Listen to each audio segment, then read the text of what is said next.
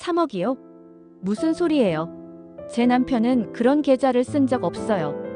은행 창구에서 마광숙은 얼이 빠진 얼굴로 외쳤다. 어느 날 아침부터 한동석과 연락이 끊겼고 이상한 예감에 회사에도 찾아가 봤지만 출장 중이라는 말만 되풀이될 뿐 정확한 행선지는 누구도 알지 못했다. 더 이상 참을 수 없었던 광숙은 결혼 후 자신이 관리해온 공동명의 통장을 확인하러 은행을 찾았고 그 자리에서 담당 직원에게 전혀 알지 못했던 한동석 단독 명의의 비밀 계좌 이야기를 들은 것이다. 그 계좌에서는 지난 일주일 사이에 정확히 3억 원의 현금이 인출되었다고 했다. 그녀는 단 한 번도 그 계좌의 존재를 들어본 적이 없었고 당연히 그런 돈이 있다는 사실조차 몰랐다.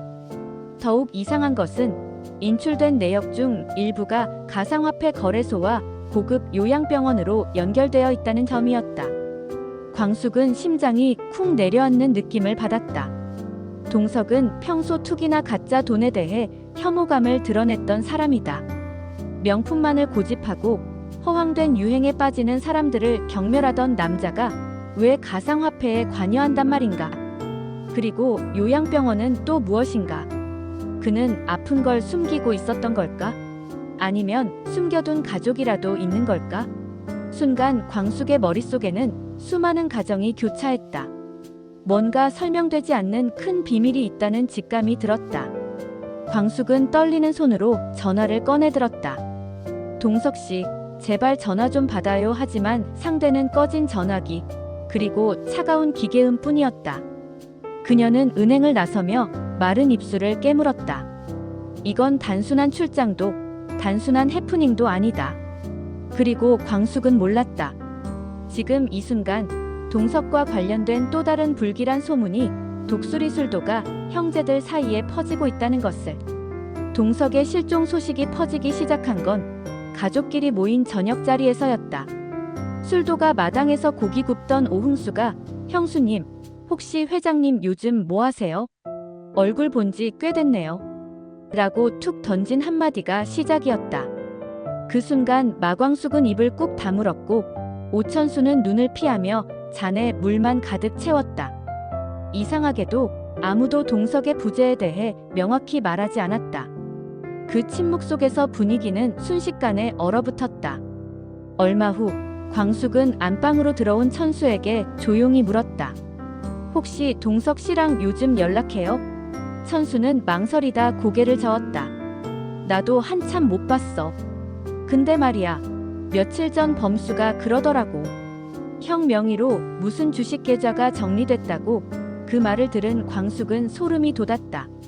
단순히 요양병원과 가상화폐가 아니었다. 이건 무언가 조직적이고 철저히 숨긴 정리 같았다. 그날 밤 광숙은 부엌에서 설거지를 하는 미순에게 넌지시 말을 건넸다. 흥수씨 요즘 차 바꿨죠? 미순은 어색하게 웃으며 아, 그게 좀 전에 레슨비 몰아서 새 차장만 했대요. 요즘 줌바 등록이 꽤 늘었나 봐요. 라고 둘러댔다. 하지만 광숙은 그 말이 쉽게 믿기지 않았다. 왜냐하면 몇 주 전 흥수가 한밤중에 천수와 술 마시며 이번엔 진짜 터질 거다. 이번 투자만 잘 되면 술도 가도 형수도 다 웃게 될 거야. 라고 말하는 걸 들은 적이 있었기 때문이다. 당시엔 대수롭지 않게 넘겼지만 지금은 그 말이 섬뜩하게 느껴졌다. 게다가 흥수와 천수가 지난달 동석 몰래 회사 법인카드를 몇 차례 사용한 정황도 포착됐다. 술도가 법인 통장을 관리하는 광숙은 우연히 카드 내역을 보다 이상한 점을 발견했던 것이다. 서울 강남의 고급 일식당, 골프 연습장, 그리고 세미나 명목의 렌트 비용까지. 명확한 증거는 없었지만 이들 사이에 동석의 실종과 연결된 무언가가 있음을 광숙은 직감하고 있었다. 형제들 사이의 금전 흐름이 의심스러울수록 동석의 자취는 점점 더 미궁 속으로 빠져들고 있었다. 그리고 바로 다음 날 광숙은 은행 계좌 내역을 다시 확인하다가 낯선 이름을 하나 발견하게 된다. 그것은 한때 광숙의 삶을 송두리째 흔들어 놓았던 어떤 남자의 이름이었다.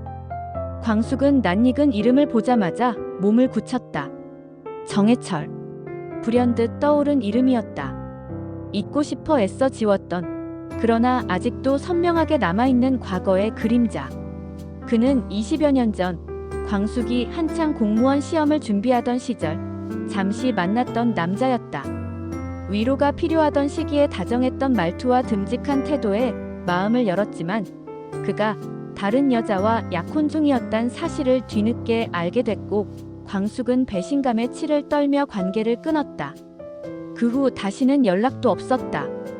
그런데 그런 인물이 왜 동석의 비밀 계좌 인출 내역에서 다시 등장하는 걸까? 이름 옆에는 계좌 이체 정해철 소망케어재단이라는 문구가 찍혀 있었다. 광숙은 휴대폰으로 검색을 시작했다. 소망케어재단은 요양시설과 상담센터를 운영하는 복지재단으로 홈페이지에는 대표자 이름도 정해철로 명시돼 있었다. 며칠 후 광숙은 확실한 단서를 얻기 위해 직접 재단을 찾아가기로 결심했다. 동석의 실종, 의문의 계좌, 그리고 그 속에 숨겨진 해철의 이름까지. 이건 우연이 아니라 필연이라는 직감이 강하게 밀려왔다. 그녀는 시완 우체국 휴가를 내고 혼자 서울 외곽에 위치한 소망케어재단을 찾아갔다. 재단 건물은 외형상 평범했지만 내부는 무언가 모르게 냉랭했다. 접수처에서 직원에게 정해철 이사장을 만나고 싶다고 말했지만 돌아오는 대답은 외부인 면담은 어렵습니다라는 딱딱한 말뿐이었다. 광숙은 포기하지 않고 복도를 서성이다가 구석의 유리문 너머로 정해철을 발견했다. 순간 두 사람의 시선이 마주쳤고 해철은 분명 놀란 눈빛을 보였다. 그는 서둘러 문을 닫고 사무실로 들어가려 했지만 광숙은 그 앞을 가로막았다. 왜 당신 이름이 우리 남편 계좌에서 나오는 거죠? 정해철은 잠시 말을 잃었다가 천천히 입을 열었다. 광수가 오랜만이다. 근데 그 얘긴 여기서 하긴 좀 그러네. 그의 표정엔 당황과 동시에 복잡한 감정이 교차하고 있었다. 잠깐만 시간 좀 내줄래? 우리 조용히 얘기 좀 하자. 광숙은 그의 말을 믿을 수 없었지만 답을 얻기 위해 그를 따라가기로 했다. 그들은 인근 카페로 자리를 옮겼고 커피 한 잔도 시키기 전에 정해철은 입을 열었다. 사실 너희 남편 한동석 씨 몇 달 전 나를 찾아왔었어. 자기가 뇌에 이상이 있는 것 같다고. 시야가 점점 좁아지고 숫자도 헷갈리고 근데 가족들한텐 절대 말하지 말아달라고 했어. 특히 너한테는. 그 말을 들은 광숙은 머리가 하얘졌다. 그런데 왜 당신이 그걸 알고 있어? 왜 당신 계좌로 돈이 이체된 거냐고. 정해철은 눈을 감고 잠시 숨을 고른 뒤 다시 입을 열었다. 그 사람이 말했어. 혹시라도 자기가 쓰러지거나 정신을 놓게 되면 가족들 몰래 조용히 요양보호를 받을 수 있게 해달라고. 그게 마지막 부탁이었어. 광숙은 혼란스러웠다. 남편이 병을 앓고 있었다는 것도 충격인데 그것을 믿을 수 없는 옛 연인을 통해 처리하고 있었다는 사실은 더 큰 배신처럼 느껴졌다. 그녀는 해철을 노려보며 말했다. 그리고 당신은 그걸 도와줬다고. 왜? 날 흔들고 싶어서? 아니면 아직도 날 붙잡고 싶은 거야? 정해철은 아무 말 없이 그녀의 눈을 바라봤다. 그 눈빛에서 광숙은 또 다른 비밀의 시작을 느꼈다. 광숙은 정해철과의 대화를 마친 뒤 요양병원 주소를 건네받고도 쉽게 발걸음을 옮기지 못했다. 머릿속은 온통 뒤죽박죽이었다. 동석이 뇌에 이상을 느끼고 있었고 그 사실을 가족은커녕 아내에게도 숨긴 채 조용히 요양 준비를 해왔다는 것이 이해되지 않았다. 아니, 이해하고 싶지 않았다. 그가 얼마나 완벽함을 고집하는 사람인지 누구보다 잘 아는 광숙이었다. 늘 반듯해야 했고 명품 같은 삶을 살아야 했던 남자. 그런 동석이 자신의 쇠약함을 드러내고 싶지 않아 혼자 준비했을 거라는 생각이 들자 광숙은 슬픔보다도 벼랑 끝에서 혼자 버티고 있었을 그의 외로움이 더 가슴 아팠다. 며칠 후 광숙은 정해철이 알려준 요양병원을 찾았다. 서울 외곽의 조용한 산자락에 위치한 고급 요양센터였다. 접수처에 한동석 환자 면회 왔습니다라고 말했을 때 간호사의 대답은 광숙을 두 번째로 멍하게 만들었다. 네, 보호자분 성함이 어떻게 되시죠? 마광숙이요. 아내입니다. 간호사는 의아한 얼굴로 차트를 확인하더니 머뭇거렸다. 보호자 명의는 장미애 씨로 되어 있는데요. 그 순간 광숙의 숨이 멎는 듯했다. 장미애, 독고탁의 아내이자 온갖 수작을 부려가며 술도가를 흔들려 했던 여자. 동석과는 과거에 약간의 연이 있었던 걸로 알고 있었지만 그건 이미 끝난 이야기라 믿고 싶었다. 그런데 보호자란 건 단순한 이름이 아니라 법적 책임자를 의미했다. 그녀는 병실로 달려갔다. 침대에 누워 눈을 감고 있는 동석의 모습은 낯설 만큼 말라 있었고 산소 호흡기 없이 조용히 누워 있는 상태였다. 간호사는 지금은 상태가 많이 안정적입니다. 며칠 전까지 간헐적인 언어 혼란이 있었는데 MRI에서 전두엽 부위의 뇌위축이 확인돼 약물 치료 중입니다. 라고 설명했다. 전두엽 뇌위축. 광숙은 의료 용어 하나하나가 피부를 찌르는 듯 아팠다. 이건 단순한 피로가 아니었다. 뇌세포가 죽어가고 있다는 뜻이었다. 그녀는 떨리는 손으로 동석의 손을 잡았다. 왜 나한테 말 안 했어요? 왜요? 그 순간 문이 열리며 누군가 들어왔다. 장미애였다. 병원복 위에 고급스러운 쇼를 두른 채 눈썹을 치켜 세운 그녀는 광숙을 보며 짧게 말했다. 어머, 여기까지 오셨네요. 내가 보호자 서명한 건 그 사람 부탁 때문이에요. 광숙은 벌떡 일어나 그녀를 노려봤다. 당신이 왜 이 사람 보호자야? 도대체 무슨 관계야 당신들? 장미애는 한숨을 쉬며 소파에 앉았다. 그 사람이 원했어요. 혹시라도 가족들한테 부담 주기 싫다고. 자긴 끝까지 멋있게 떠나고 싶다더군요. 그녀의 말은 덤덤했지만 광숙은 느낄 수 있었다. 이 여자는 동석의 병을 알고 있었고 그 누구보다 가까이 있었다는 것을. 광숙은 그날 밤 잠을 이루지 못했다. 장미애의 말이 귓가에 메아리처럼 맴돌았다. 자긴 끝까지 멋있게 떠나고 싶다더군요. 그게 동석의 진심이었을까? 아니면 장미애가 만든 각본이었을까? 광숙은 확신할 수 없었다.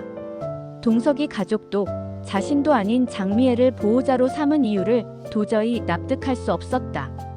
그는 늘 진심을 말하는 사람이었다. 도도하고 까칠했지만 적어도 광숙 앞에서는 솔직했다고 믿었다. 그런데 왜 가장 중요한 순간에 자신을 철저히 배제했을까? 그녀는 스스로를 원망하기 시작했다. 혹시 자신이 너무 강해서였을까?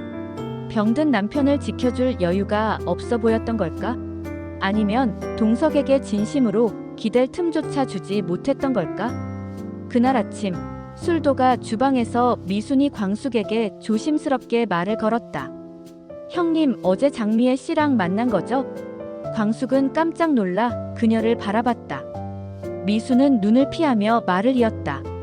저 사실 지난주에 병원 갔다가 우연히 봤어요.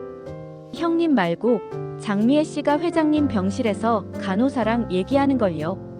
보호자인 줄 알았어요, 진짜. 광숙은 숨을 삼켰다. 그럼 왜 지금까지 말 안 했어? 미수는 손을 비비며 말했다. 저도 헷갈렸어요. 혹시 회장님이 두 분 사이에서 뭔가 감정 정리가 안 된 건 아닐까 싶기도 하고. 그녀는 말을 흐렸다. 광숙은 잠시 말을 잃었다.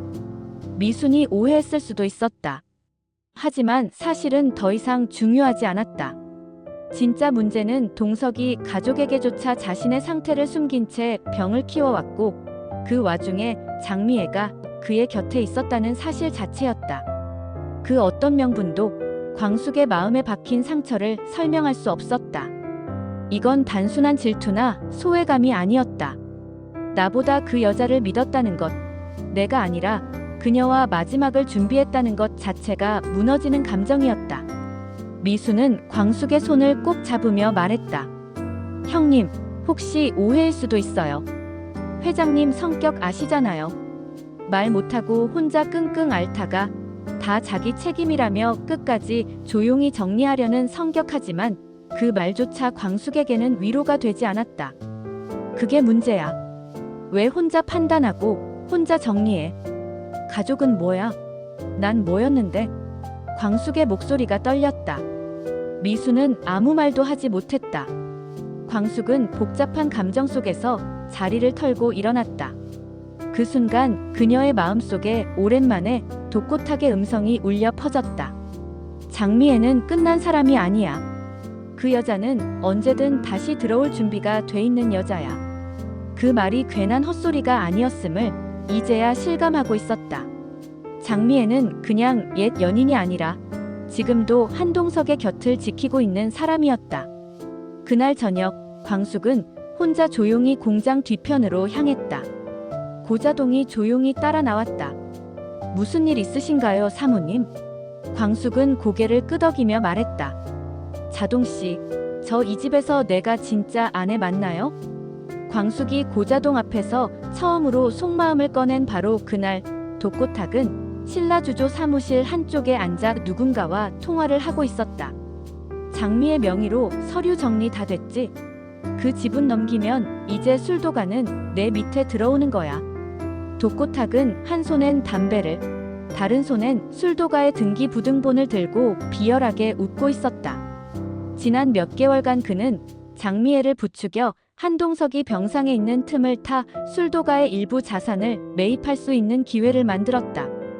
장미애가 동석의 보호자로 서명하고 있었다는 점을 이용해 경영상 어려움에 따른 지분 임시 양도라는 형식으로 독수리 술도가의 핵심 설비 일부를 장미의 명의로 옮겨놓은 상태였다.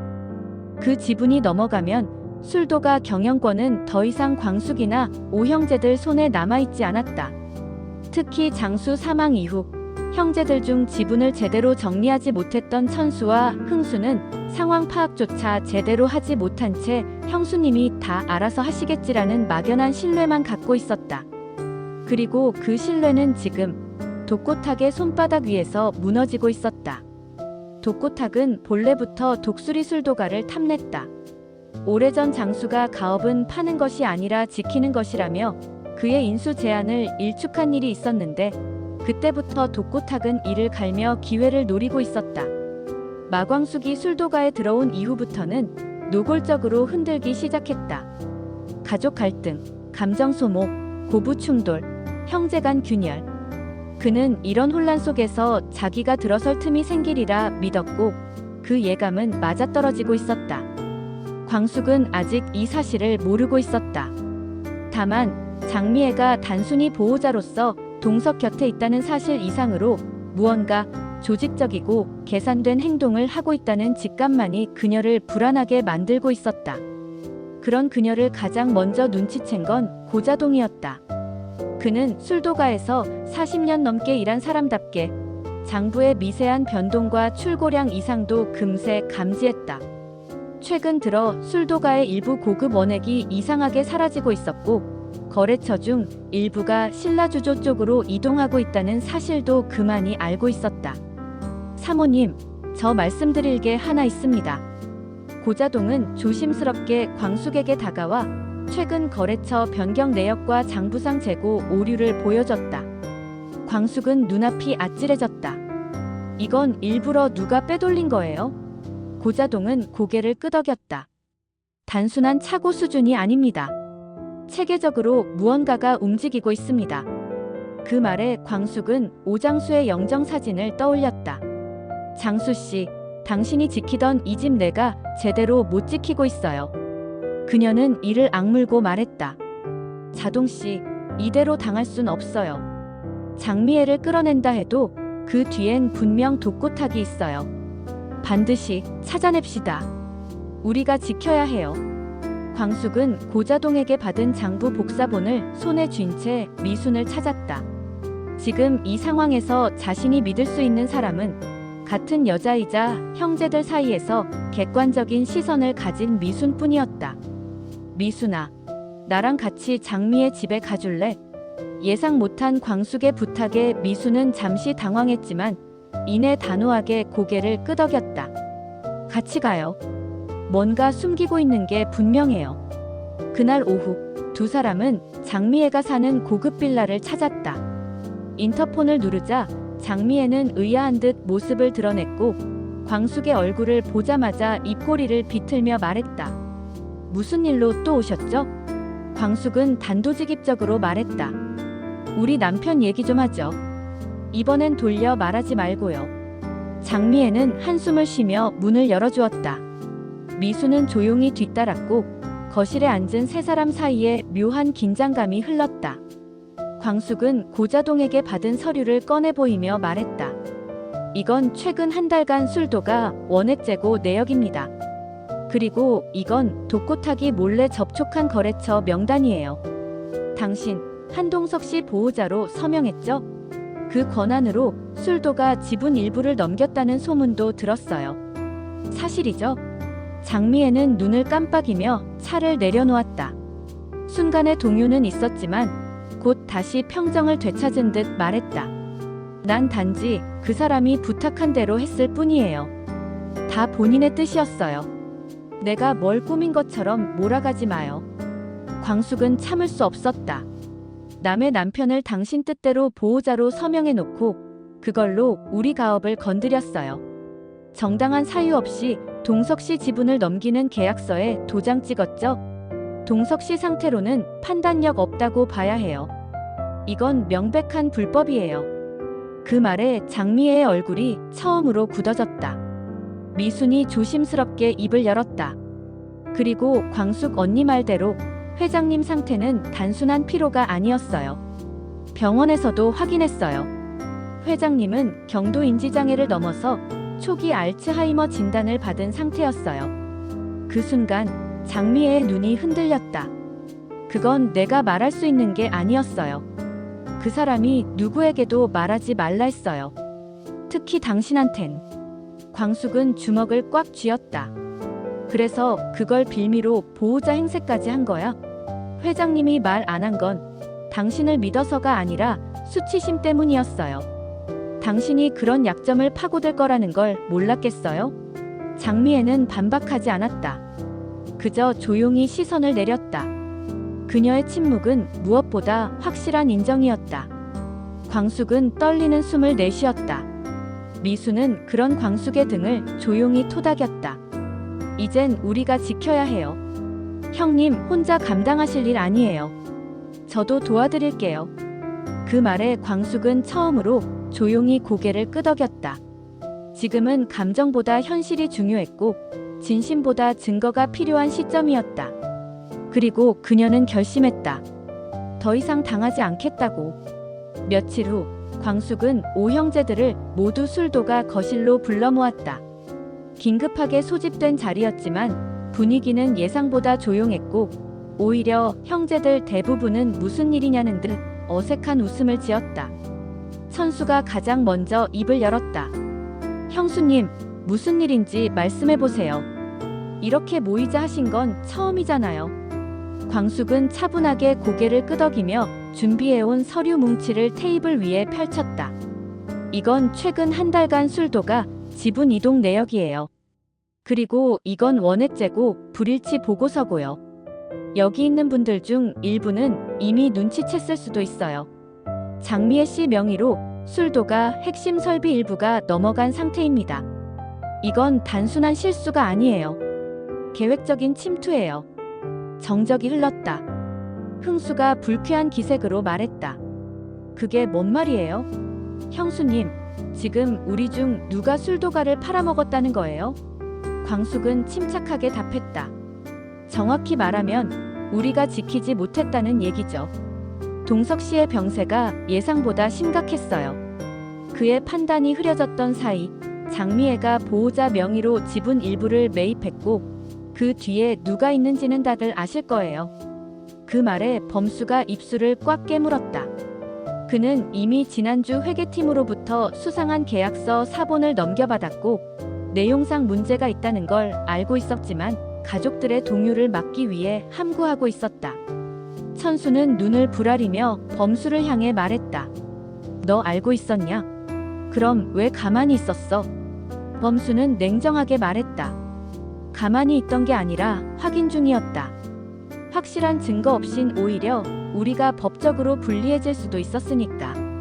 그 말에 천수는 벌컥 화를 냈다. 이게 언제부터 이렇게 됐는데? 형이 쓰러졌단 얘기도 형수 통해서 들었고 장미애가 술도가 지분을 건드렸다는 얘기도 이제야 알았어. 그동안 넌 대체 뭘 했냐고. 분위기는 삽시간에 험악해졌다. 흥수가 나서서 말렸다. 야, 둘 다 진정해. 지금 싸울 때 아니잖아.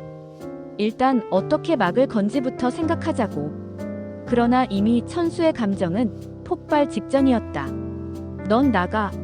맨날 웃고만 있지.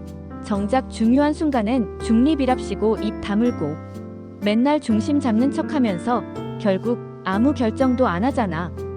범수의 얼굴이 굳었다. 나는 중립 지킨 게 아니라 냉정했던 거야. 우리 집안 지금처럼 감정적으로 몰아가다간 술도가도 무너지고 형님도 못 지켜. 천수는 이를 악물고 일어났다. 그래, 그럼 내가 해. 내가 장자 노릇해. 대신 책임져. 동석이 형 대신 내가 나서서 이 집 지켜봐. 그 말에 방 안이 쥐죽은 듯 조용해졌다. 오강수만이 묵묵히 형들을 바라보고 있었다. 형제들이 이렇게까지 갈라질 줄은 몰랐다. 오장수의 부재는 단순한 상실이 아니라 이 집의 중심축이 송두리째 무너졌음을 뜻하는 일이었다. 그리고 그 틈을 장미애와 독고탁이 파고든 것이었다. 광숙은 조용히 말했다. 형님들, 지금 이 싸움 우리만의 문제 아닙니다. 술도가 전체를 위협하는 침묵의 칼날이에요. 지금이 아니면 돌이킬 수 없습니다. 형제들 간의 갈등이 일단락되고 모두가 흩어진 늦은 밤, 광숙은 혼자 서재로 들어가 조용히 책상 서랍을 열었다. 그 안에는 동석이 남긴 서류 가방이 있었다. 병원에서 보호자 변경 요청서를 작성하러 갔을 때 간호사가 조심스럽게 내민 가방이었다. 회장님이 가장 신뢰하는 분께 전달해달라고 하셨어요. 광숙은 가방 속에서 수첩과 함께 작은 USB를 발견했다. 내가 무너지기 전에 꼭 봐줘. 이건 널 위한 기록이기도 하니까라고 쓰여진 동석의 메모는 더 이상 미룰 수 없는 진실이 담겨 있음을 암시하고 있었다. 광숙은 조심스럽게 노트북을 켜고 USB를 꽂았다. 폴더 안에는 단 하나의 영상 파일이 있었다. 제목은 3월 3일. 인출자. 광숙은 떨리는 손으로 파일을 재생했다. 영상은 고정 CCTV 화면이었고 장소는 동석의 비밀 계좌가 개설된 은행 내부였다. 장면이 재생되자 한 사람이 모자를 푹 눌러쓰고 입장했다. 고개를 푹 숙이고 있었지만 광숙은 단번에 알아봤다. 그 자세, 그 걸음걸이. 그것은 오천수였다. 광숙은 숨이 멎는 줄 알았다. 믿을 수 없었다. 언제나 조용하고 말없던 천수가 동석 몰래 비밀 계좌에서 거액을 인출하고 있었다니. 화면 속 천수는 창구 직원에게 서류를 내밀었고 그 뒤로 위임장 한동석 명이라는 글씨가 희미하게 보였다. 위조였다. 광숙은 손을 부여잡고 화면을 멈췄다. 바로 그 순간 미순의 목소리가 문 너머로 들려왔다. 형님, 아직 안 주무셨어요? 광숙은 황급히 화면을 닫았다. 응, 곧 자려고. 미순아, 우리 잠깐 얘기 좀 할 수 있을까? 두 사람은 거실에 앉았고 광숙은 조심스럽게 물었다. 미순아, 혹시 천수 씨가 요즘 무슨 걱정하는 건 없었어? 미순은 한숨을 내쉬며 말했다. 형님, 솔직히 말씀드릴게요. 천수 오빠 요즘 밤마다 불안해서 잠을 못 자요. 편의점 물건도 외상으로 떼어가고 심지어 어떤 날은 혼자 소주병 3개를 비웠어요. 제가 물어보면 아무 말도 안 해요. 근데 무섭게 웃어요. 마치 모든 걸 놓은 사람처럼. 광숙은 가슴이 철렁 내려앉았다. 이 모든 것이 연결되어 있었다. 천수가 숨기고 있는 무언가, 동석의 병세, 그리고 장미애가 교묘히 파고든 틈. 그 틈 사이에서 가장 약했던 천수가 결국 무너졌던 것이다. 하지만 그녀는 아직 확신하지 못했다. 영상이 단순히 인출을 보여준 것인지 아니면 더 깊은 공모가 있었던 것인지, 그리고 혹시라도 그 배후에 또 다른 형제가 있었던 것은 아닐까? 광숙은 노트북을 닫고 고개를 들었다. 이제부터 그녀가 해야 할 일은 단순한 보호자 역할이 아니었다. 이 집안의 진짜 주인이 누군지 끝까지 확인하는 것. 그리고 그날 밤 광숙은 다시 동석의 서류 가방을 열었다. 그 안에는 또 하나의 USB가 들어있었다. 이번 파일의 제목은 예상보다 가까운 배신.